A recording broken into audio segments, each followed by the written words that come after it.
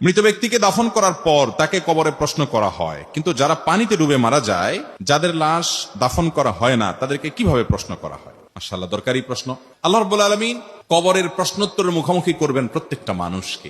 কবরের প্রশ্নোত্তরের মুখোমুখি করার বিষয়টি অগণিত হাদিস দ্বারা যেমন প্রমাণিত, কোরআনে কারীমের আয়াত দ্বারাও প্রমাণিত। কিছু লোক মুনকারে হাদিস, হাদিস অস্বীকারী নামধারী মুসলমান বের হয়েছে, যারা কবরের আযাব এবং কবরে যে প্রশ্নোত্তর হবে সেগুলোর বিষয়কে অস্বীকার করে। অথচ কোরআনে কারীমে আল্লাহ রাব্বুল আলামিন ফেরাউনের অনুসারীদের সম্পর্কে বলেছেন যে আন্নারু ইউরাদুনা আলাইহা গুদুওয়ান ওয়া আশিয়্যা ওয়া ইয়াউমাল কিয়ামাতি আদখিলু আলা ফিরআউনা আশাদ্দাল আযাব। ফেরাউন এবং তার অনুসারীদেরকে সকাল বিকাল শাস্তির মুখোমুখি করা হয়, আর কিয়ামতের দিন বলা হবে সবচেয়ে কঠিন শাস্তির মধ্যে তাদেরকে প্রবেশ করাবার জন্য, অর্থাৎ জাহান্নামে দেওয়ার জন্য। তার মানে তার আগে থেকেই তাদের শাস্তি হচ্ছে, এই আয়াত থেকে পরিষ্কারভাবে বোঝা যায়। আর কবরের আযাব বিষয়ে অসংখ্য হাদিস আছে। নবী করিম সাল্লাল্লাহু আলাইহি ওয়াসাল্লাম আল্লাহর কাছে পানাহ চাইতেন, আল্লাহুম্মা ইন্নী আউযুকা মিন আযাবিল কবর, আল্লাহ কবরের আযাব থেকে আমি পানাহ চাই। তাহলে বোঝা গেল কবরের আযাব এটা সুসাব্যস্ত, সুপ্রমাণিত। এখন কথা হলো, যে ব্যক্তিকে বাঘে খেয়ে ফেলেছে, যে ব্যক্তি পানিতে ডুবে মারা গেছে, পচে গলে লাশ মিশে গেছে, যে ব্যক্তি আগুনে পুড়ে ভস্ম এবং ছাই হয়ে গেছে, তার লাশ তো কবরে রাখার সুযোগই হয় নাই, তাহলে তাকে কিভাবে কবরে প্রশ্নোত্তর করা হয়? এর উত্তর হলো, কবরের জগৎটাকে মূলত বলা হয় বারজাখের জগৎ। আল্লাহ তাআলা কোরআনে কারীমে বলেছেন, ওয়া মিন ওয়ারাইহিম বারজাখুন ইলা ইয়াউমি ইউবআসুন।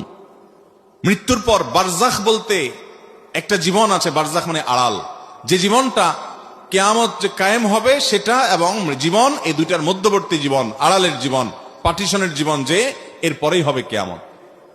এই বারজাখী জীবন, এখানে মানুষের রূহ যে অবস্থায় থাকে, তার শরীরের ধ্বংসাবশেষ যে অবস্থায় থাকে, ধরেন একজন মানুষ পুড়ে ছাই হয়ে গেছে, একজন মানুষকে বাঘে খেয়ে ফেলেছে, সেখানে বাঘের শরীরের সাথে মিশে গেছে, সে যে অবস্থায় তার শরীর ধ্বংসাবশেষ থাকবে, ওই অবস্থায় ওই জায়গায় রূহ দিয়ে ওখানে আল্লাহ তাআলা কুদরতি ভাবে, অলৌকিক ভাবে, আমাদের দৃশ্যের বাইরে, দৃষ্টির বাইরে আল্লাহ তাআলা তাকে প্রশ্নোত্তরের মুখোমুখি করবেন।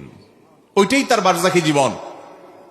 যে কবরস্থ আছে তার কবরটা যেরকম বারজাখী জীবন, আর যে ব্যক্তি পানিতে পুড়ে, আগুনে, পানিতে ডুবে আগুনে পুড়ে বিভিন্ন ভাবে ধ্বংস হয়ে গেছে, শেষ হয়ে গেছে, ওই ব্যক্তিকে ওই অবস্থায় তার ধ্বংসাবশেষটা যেটা আছে ওখানের মধ্যে রূহ দিয়ে, ওখানের মধ্যে প্রশ্নোত্তর, ওখানে আযাব বা শাস্তি সে অনুভব করবে, যেটা পৃথিবীর আমরা সাধারণ মানুষরা কেউ এই জগৎ থেকে সেটা ফিল বা অনুভব করতে পারবো না, কারণ ওই জগৎটাই হলো আলামুল গায়েব বা অদৃশ্যের জগৎ।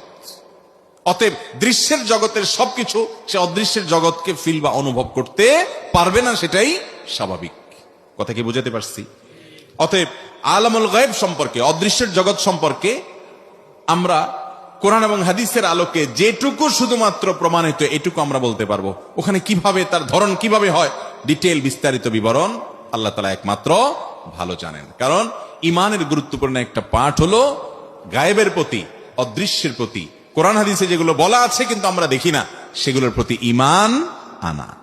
সব কিছু যদি আমার চোখেই চলে আসে, তারপরে আমি বিশ্বাস করি, এর বাইরে আমি কিছু বিশ্বাস না করি, আল্লাহর কাছে যদি আমার আস্থা এবং বিশ্বাসই না থাকে, তাহলে ঈমান আর থাকলো কোত্থেকে? এই জন্য ভাইরা আমার, আলামুল গায়েবের বিষয় সেটি হবে, সেটি নিশ্চিত। তার বিস্তারিত বিবরণ একমাত্র ইলম কার কাছে আছে? আল্লাহর কাছে আছে।